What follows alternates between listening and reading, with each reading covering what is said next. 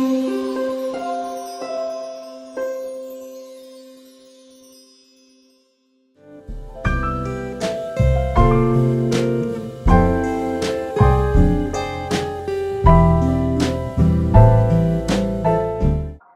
Tejal Amin. I'm fortunate to be an educator. I work with schools and a university and also work in our family business and work with many projects. To me, being peaceful is not having any kind of conflict inside me, being satisfied. You know, in Hindi we say sukh, being content. I think in order to be peaceful,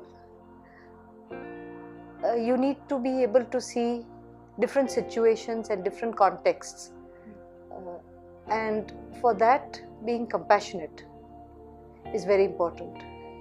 And I have seen that my meditation helps me in seeing things from other people's point of view, other people's situation, being able to appreciate them and not always having my way and not always being right is something that I learn through sensitivity to others.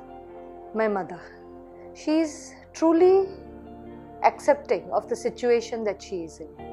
There is contentment, there is a knowing acceptance. It's not a defeatist attitude, but after having done your best, she accepts what comes her way. I think faith in a higher power, faith in herself is what keeps her peaceful. There are many challenging situations that come up, and let me talk about one which happened very recently when we did the Vadodara marathon. There were a lot of forces which were working for the marathon not to happen at the highest level, and no funds, a new team. And if I have to say, if there is something that kept me going, was the faith that when you are doing good work, when you are doing positive work, which is selfless in a certain sense, a lot of positive energy flows in towards you. One thing that kept me going was my meditation. Meditation to me is actually watching the mind and being mindful, being alert, understanding the thought process that the mind is never empty of thought. No matter, some people say, I have not experienced a moment where I have been empty of thought.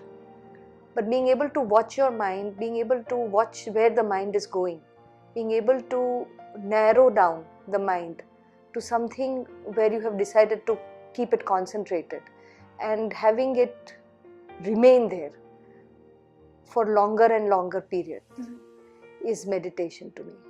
I also have an image of a guru which comes up from time to time. From greed. There is greed of religion. The religious order wants more and more people to follow a particular religion, or within a certain religion to follow a certain sect or a subsect of that religion. They all want to perpetuate it, put their stamp on it. I don't think there's any spirituality in that. Yeah. And then of course there is economic greed, where you want to have power over territories, for economic gains. There is greed for water now. Wars are going to happen for water because that is becoming the most critical natural resource, essential for human or life survival.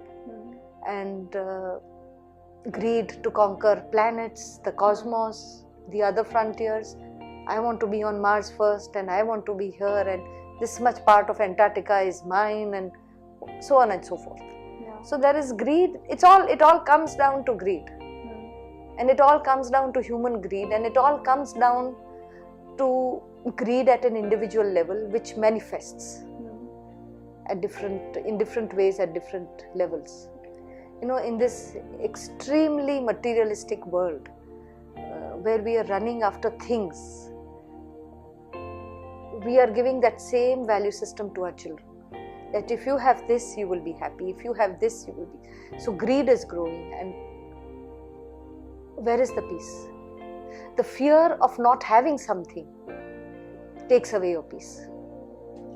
But the peace has to come from a more permanent place inside you, space inside you.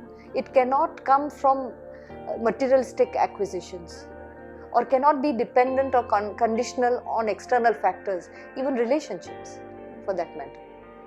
So I think that in our education, working on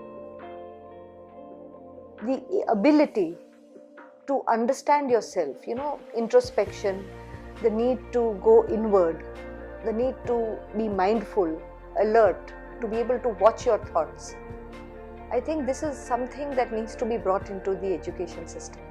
Making a little time in schools for issues related to yourself, to understanding yourself, to be able to calm yourself down, to be able to be peaceful, to be able to, when you are agitated or when you see certain negativity coming up inside you, even as children, to be able to see it and deal with it, not suppress it, but to deal with it. I think this should be part of education. It's just not textbooks and exams.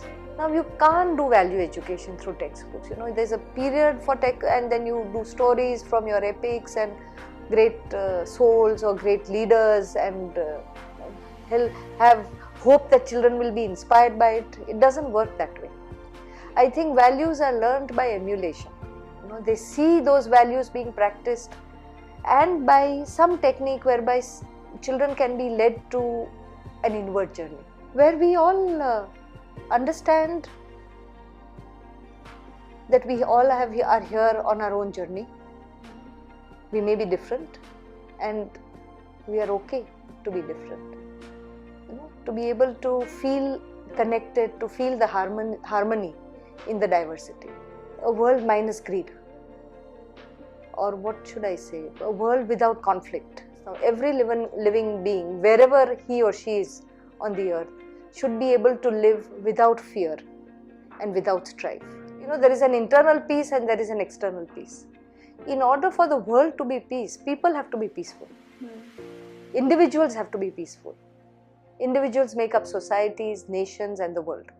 So unless the root cause, unless the individual, every individual is at peace or is peaceful, you cannot have world peace. We work on individuals, families, groups of people in schools, in universities, in offices, in communities. And I think, we've all done meditation, and we've seen the power of group meditation, for example. So, when peaceful people, when the peaceful energy starts flowing, one person, group of people, it gets magnified. I think it kind of, the increase in that positive energy goes up in a geometric progression. And I think if we work at individual levels, it will happen. I see a world, I'm an optimist. I'm in education. I have to be an optimist.